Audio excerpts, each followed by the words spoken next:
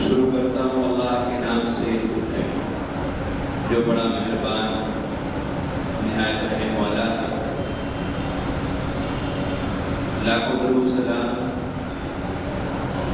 آقا نامدار تاجدار مدینہ احمد مجتبیٰ محمد مصطفیٰ صلی اللہ علیہ وآلہ وسلم کی ذات گرامی پر، جن کے کلمات رشد و ہدایت میں، ضلالت و گمراہی میں پھٹکتی ہوئی انسانیت کو صراط مستقیم پر گامزن کیا۔ محترم حاضرین، اس سے پہلے کہ پروگرام آگے بڑھے، میں بہت ہی ادب احترام کے ساتھ مسجد میں تشریف فرما آپ تمام حضرات سے گزارش کر رہا ہوں کہ جب تک مسجد میں ایک تقریب کا ماحول نہیں بن جاتا، اس وقت تک پروگرام اپنی شان کے مطابق نظر نہیں آ سکتا، اور ظاہر سی بات ہے اس کے لیے مجمع کا یہاں سامنے ہونا بہت ضروری ہے۔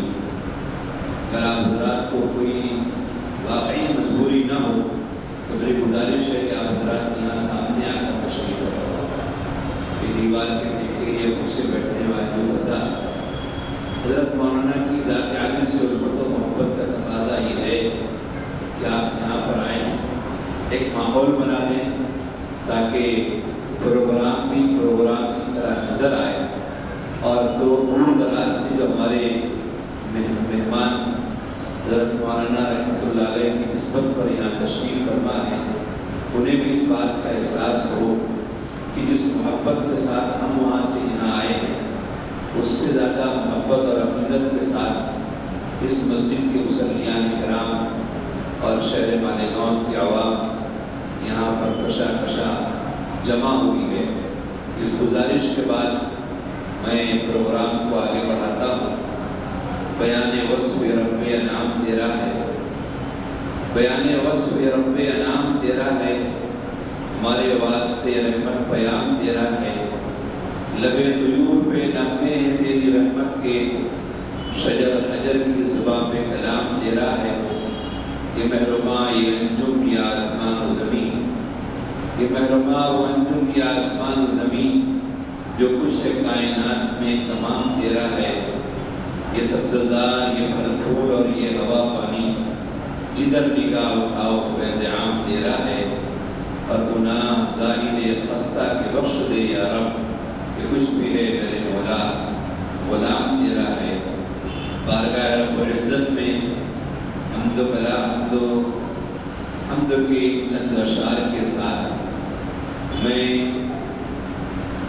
نعت پاک کا نذرانِ عقیدت پیش کرنے کے لیے حضرت مولانا کے ایک شاگرد رشید جو ہمارے مہمان بھی ہیں، حافظ محمد ذاکر صاحب بیٹی، جو پروری سے تشریف لائے ہیں، میں ان کو نعت پاک کی دعوت دے رہا ہوں اور آپ سے یہ گزارش کر رہا ہوں کہ میں نعت پاک محمد بیان کرتا ہوں۔ یہ نعت پاک محمد بیان کرتے ہیں، تم اپنے ذوق سماعت کو باوضو کر دو۔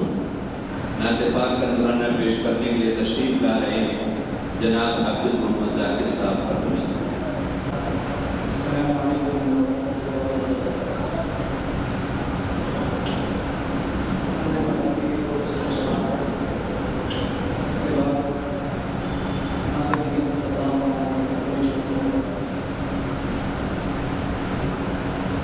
لیکن گزارش ہے کہ آپ کے اشعار پڑھے جائیں تو آپ سبحان اللہ ماشاء اللہ سے میری حوصلہ افزائی کریں. یار رہے یار تو میرا اور میں تیرا یار رہوں. یار رہے یار تو میرا اور میں تیرا یار رہوں. مجھ کو فقط تجھ سے ہو محبت, مجھ کو فقط تجھ سے ہو محبت. خلق سے میں بیزار رہوں, ہر دم ذکر و فکر میں تیرے مست رہوں, سرشار رہوں.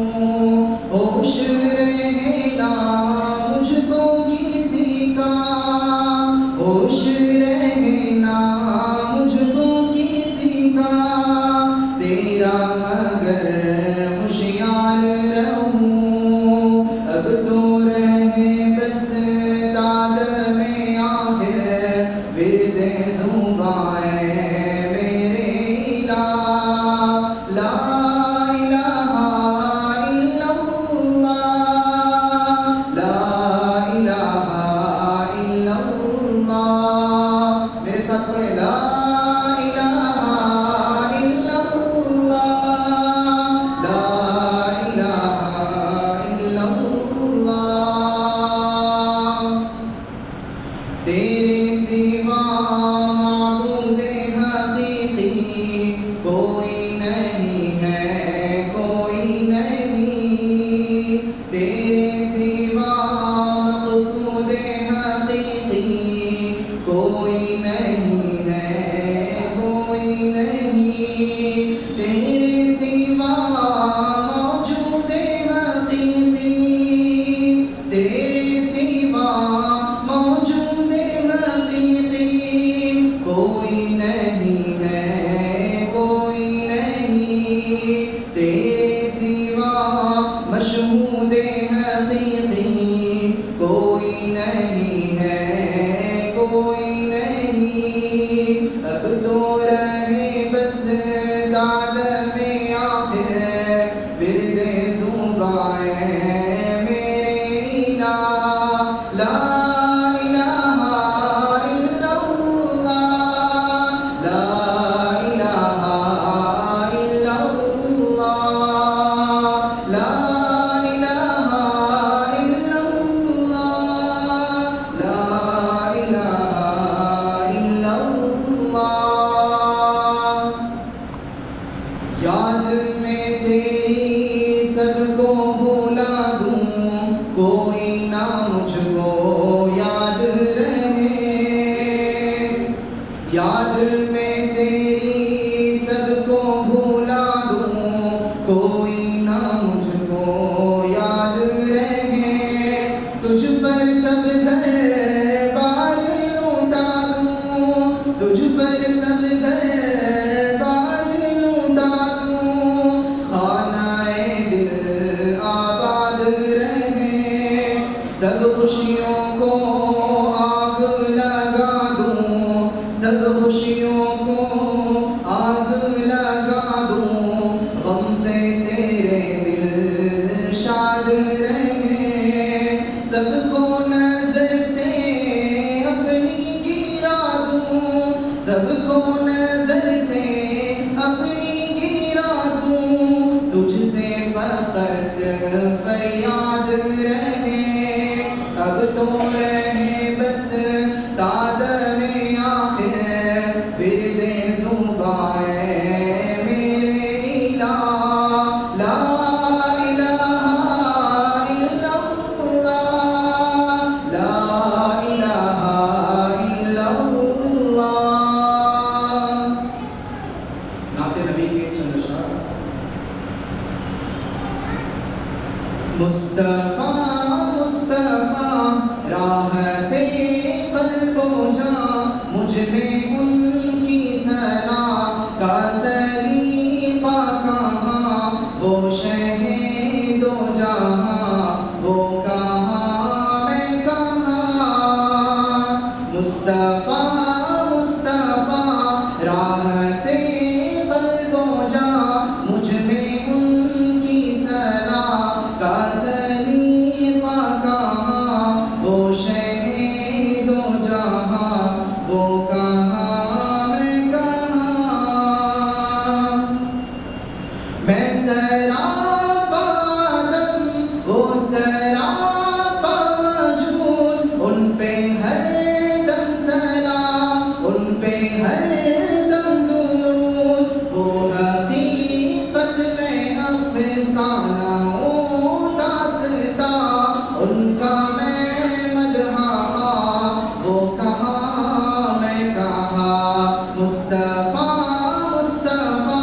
راحت قلب و جاں مجھ میں ان کی ثنا کا سلیقہ کہاں وہ شہ دو جہاں وہ کہاں میں کہاں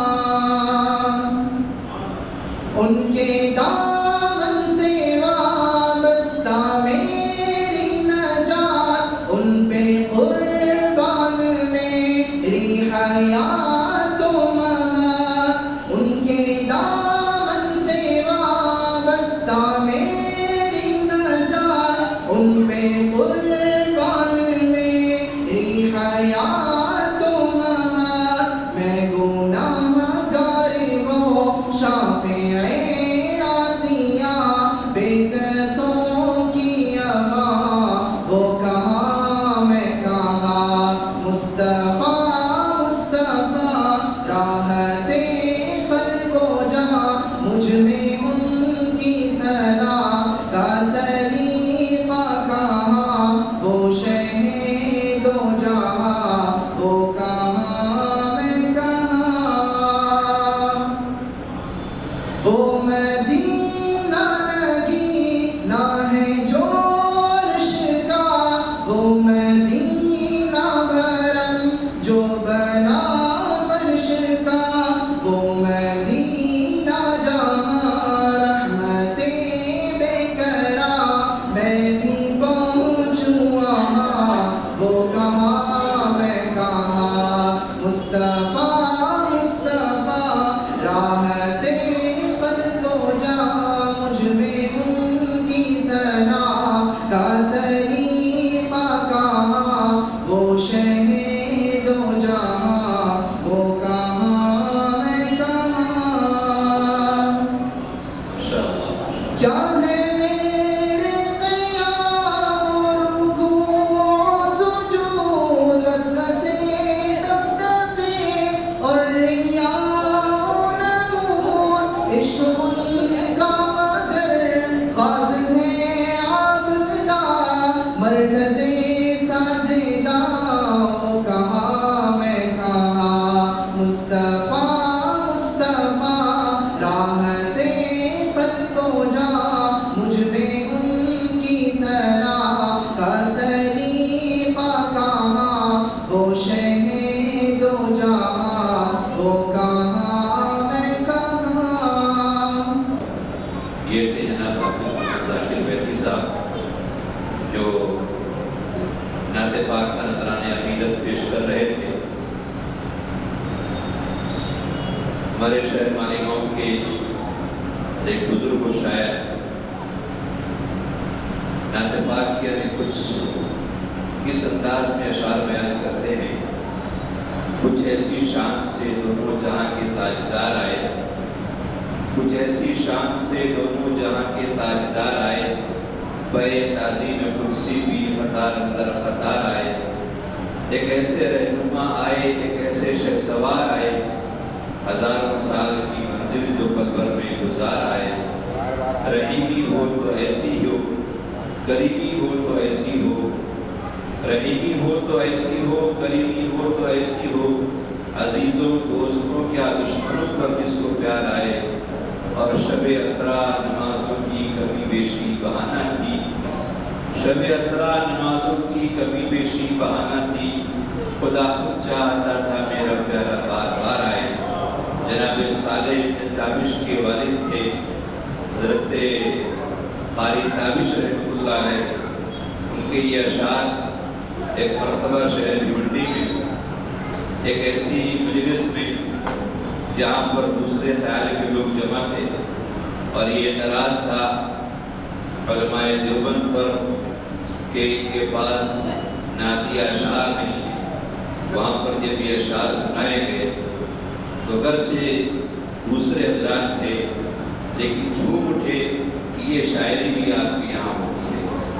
خیر نعت پاک کے ان اشعار کے بعد ہم پروگرام کو آگے بڑھاتے ہیں اور جیسا کسی بھی پروگرام کے لیے ایک صدر کا ہونا ضروری ہے. اگرچہ پہلے سے اعلان بھی کیا جا چکا ہے لیکن ایک رسمی کارروائی کے لیے اس کا دوبارہ یہاں پر اعلان ضروری ہے. ٹوٹے ہوئے دلوں کے لیے حوصلہ چاہیے, کارواں کے لیے میرے کارواں چاہیے. سو آج کی اس عظیم الشان تقریب کی صدارت کا اعلان کرنے کے لیے میں استاد محترم حضرت مولانا محمد حسن صاحب مکرم محمد کے پوتے مولوی حافظ مفتی ابوذر صلی اللہ علیہ وسلم کو آواز دے رہا ہوں. موصوف تشریف لائیں اور تحریک صدارت پیش کریں.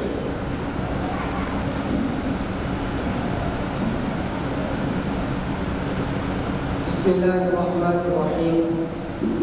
آج کے اس رونق تقریب کی صدارت کے لیے میں مالیگاؤں شہر کے بزرگ عالمی دین جمعیت علماء مدینہ روڈ کے سرپرست کو حضرت مولانا مفتی نظام الدین صاحب کا نام نامی اس میں گرامی اس امید کے ساتھ پیش کرتا ہوں کہ میرا کوئی ساتھی تائید فرمائے.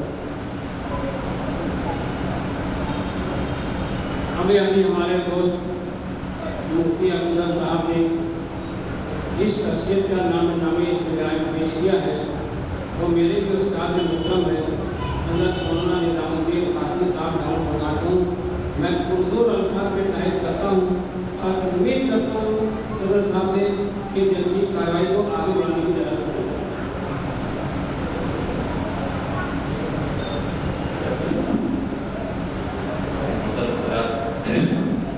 جیسا کہ آپ حضرات جانتے ہیں وقت کم ہے. جو پروگرام کا متعینہ وقت ہے وہ 10 بجے تک کا ہے اور اس وقت ہمارے سامنے جو حضرات تاثرات پیش کرنے کے لیے یہاں پر تشریف فرمائیں یہ سب اپنے فن کے شیخ سوار ہیں اور ان تمام کے لیے ایک لمبا چوڑا وقت بھی ناکافی ہے.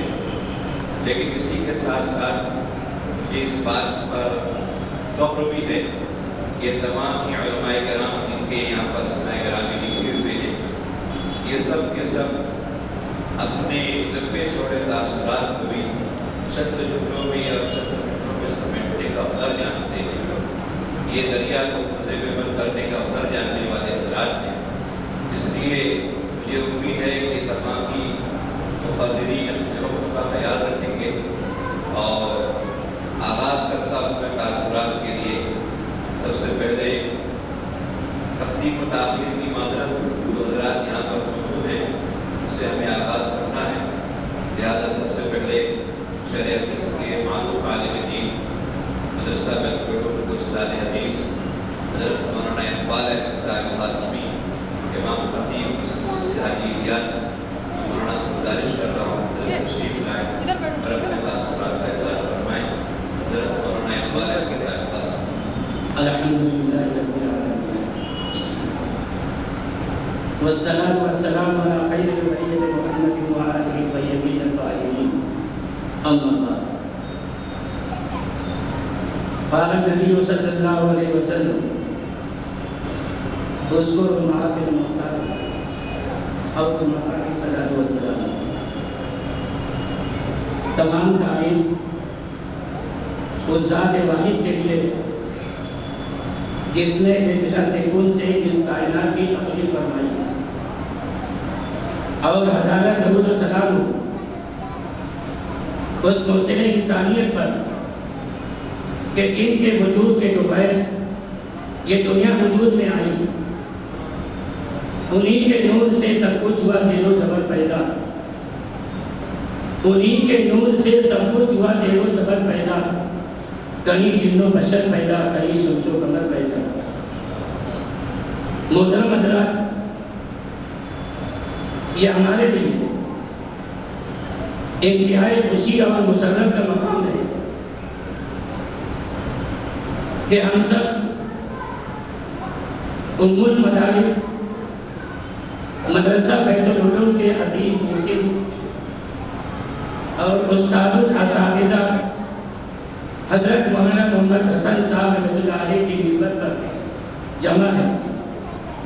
اللہ رب العزت ہم سب کے جمع ہونے کو قبول فرمائے اور اس کو مفید اور نافع بنائے.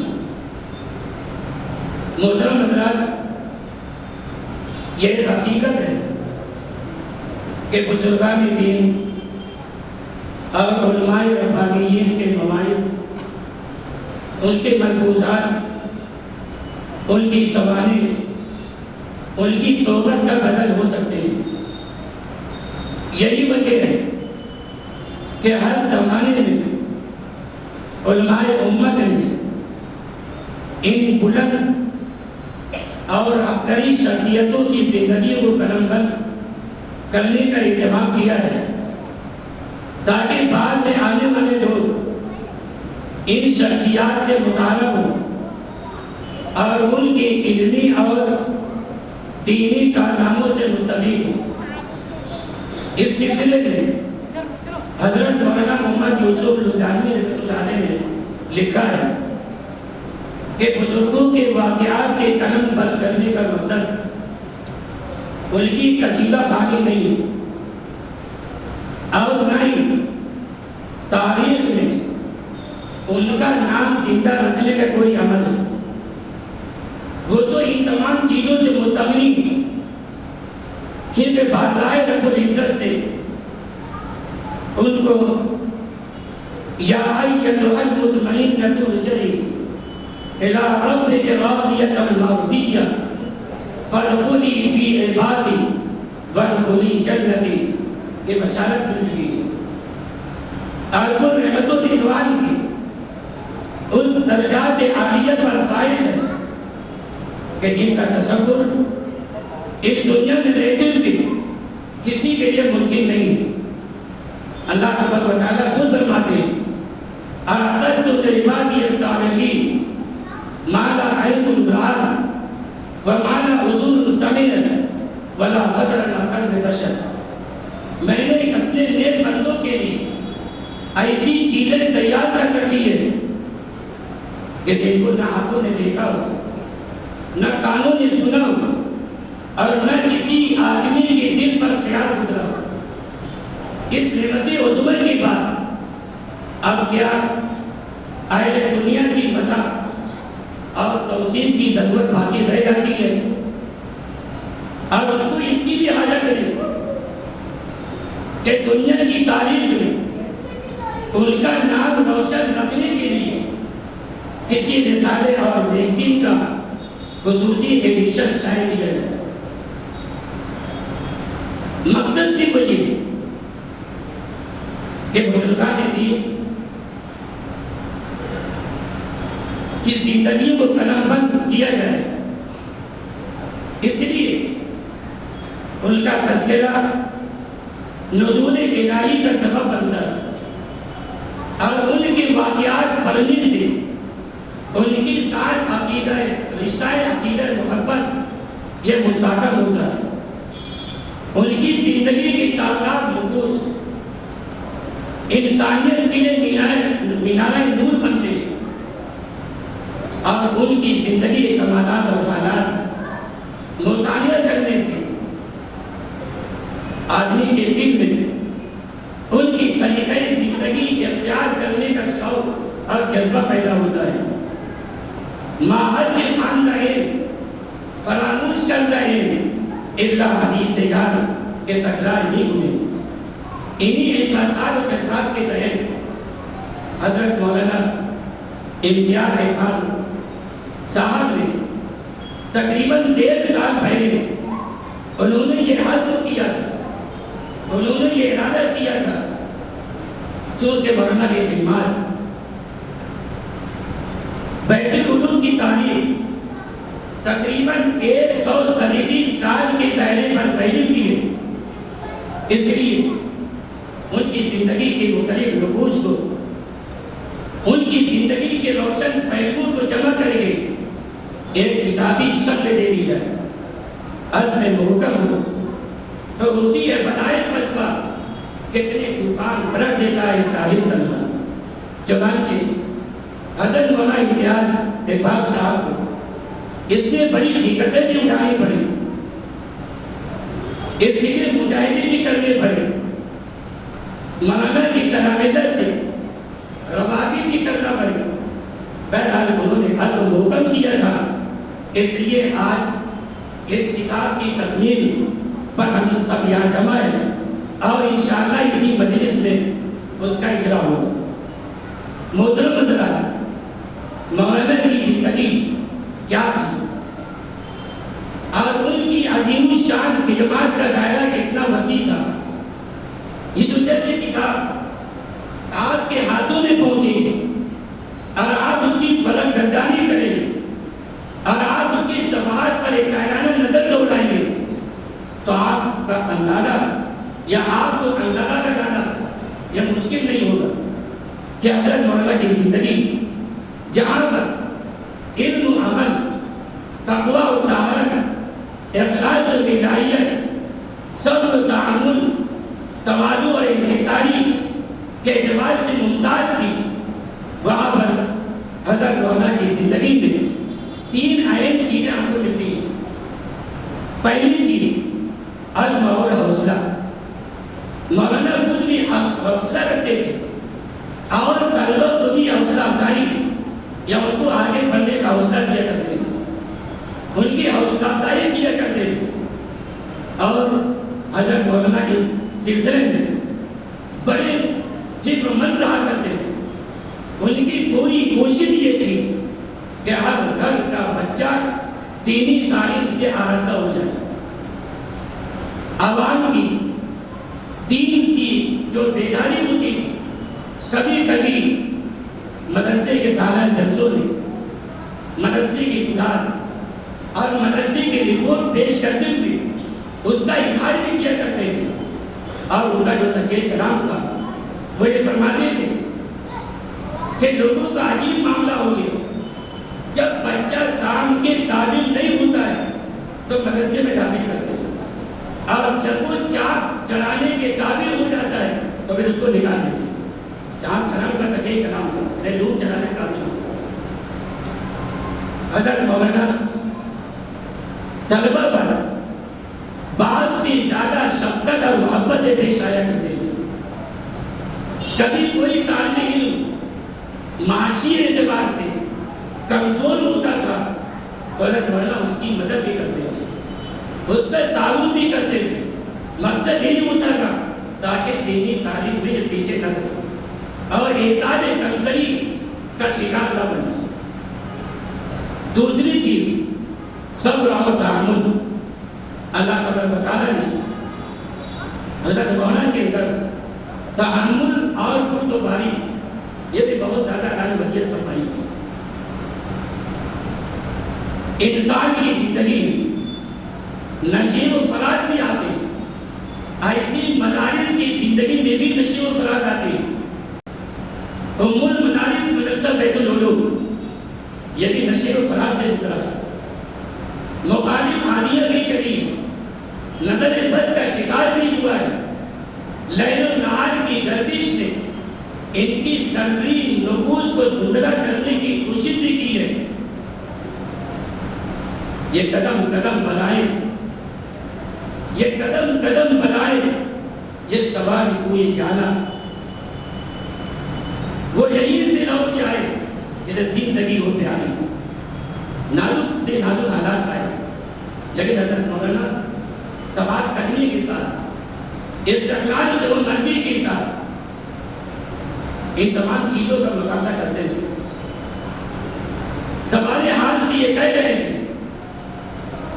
چلا جاتا ہوں ہنستا کھیلتا، چلا جاتا ہوں ہنستا کھیلتا، موج حوادث سے آسانیاں پیدا ہوں تو زندگی مشکل ہو جائے۔ اسی پہ ایک واقعہ بطور مثال کے میں پیش کرتا ہوں، یہ تقریباً 1972 کی بات ہے۔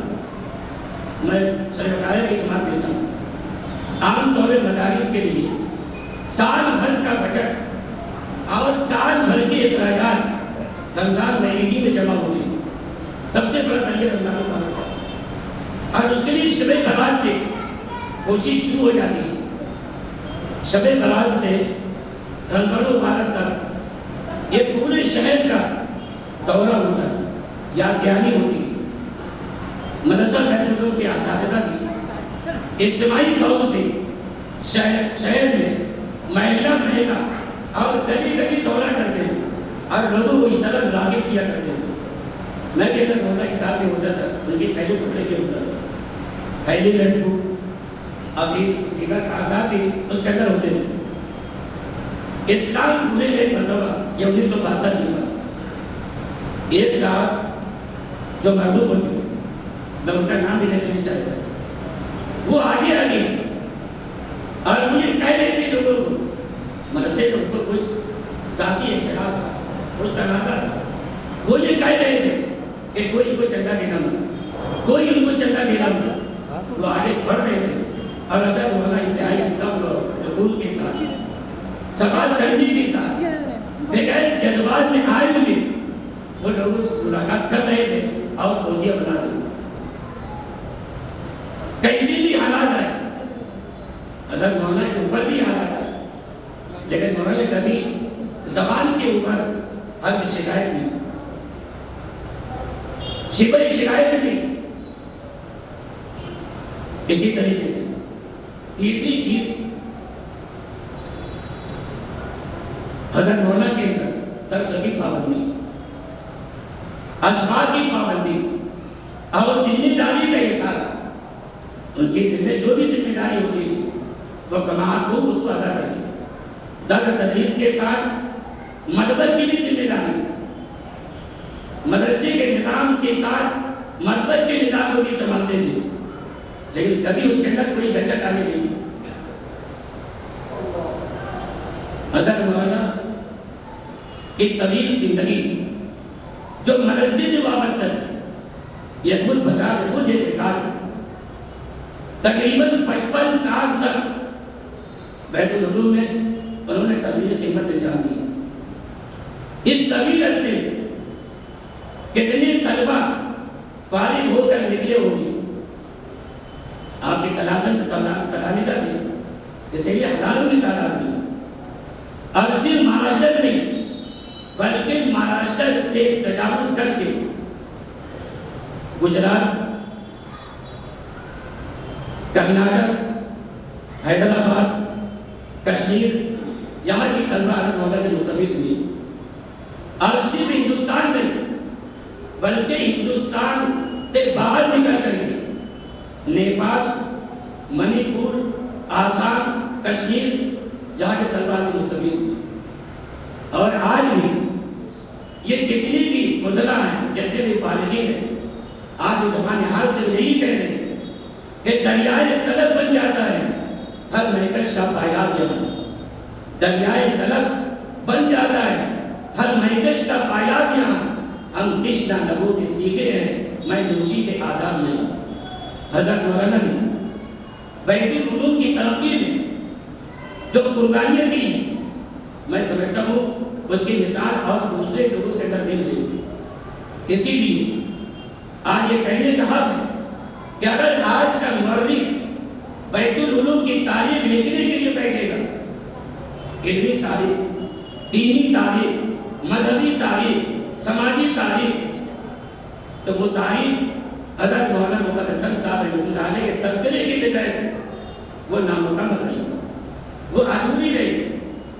اس لیے حضرت مولانا محمد حسن صاحب رحمۃ اللہ علیہ کہ یہ جو اوصاف ہیں، میرے پاس اور بھی اعتراض ہے جو حضرت مولانا محمد حسن صاحب رحمۃ اللہ علیہ سے متعلق تاثرات پیش کریں گے، وقت بھی کم ہے، اس لیے میں اتنی بات پر اپنی بات کو ختم کرتا ہوں کہ حضرت مولانا رحمۃ اللہ علیہ کو یہ اللہ مغفرت فرمائے اور ان کی سیئات کو حسنات سے بدل دے، اور ان کی جو خدمات ہے اللہ تعالیٰ ان کو ضمیر آخرت بنا دے اور آخرت نجات کا ذریعہ بنا دے۔